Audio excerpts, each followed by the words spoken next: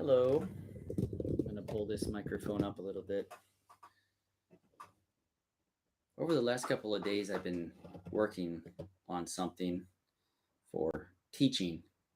And over the last couple of years, I've been teaching in this method. I'm just wondering if anybody has a thought. If you're learning how to play something well, you need to work on your left hand, your right hand, your bow arm, your intonation, all of which are quite elusive to a lot of us. Here's just a D major scale. For example, I've been thinking of ways to prepare to get your left hand ready to really work around the fingerboard, to map it out, feel comfortable. Now, what about left hand pizzicato? Just as a way of exercising the fingers.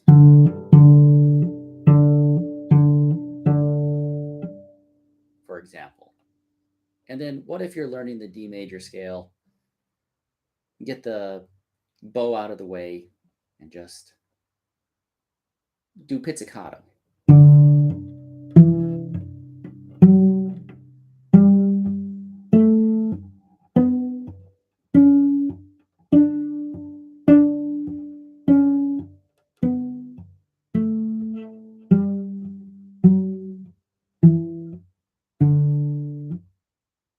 For example.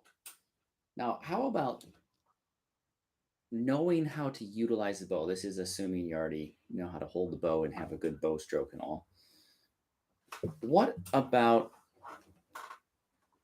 knowing the string? For example, when I'm teaching, I notice that a fairly big hurdle is coordination, but it's got to be more specific than that. It's got to be coordination of what string you're playing on. So you need to know the plane or the playing field you're on, but also the bow direction, right? So, I mean, there's a lot of elements that you need to know. In the D major scale, if you were looking at a piece of music, for example, you would notice that the first four notes are played on the D string. So if you were not using your left hand at all, it would look like this. And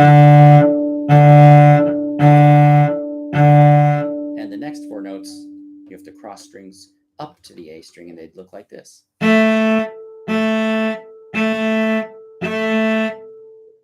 obviously, it gets more complicated with music and having to play a real melody. Just a real quick thought. What do you think? How does that affect it? Is it something that you do personally, or that you teach your students to do, or maybe you've only seen other people do it in lesson and you've never tried it yourself?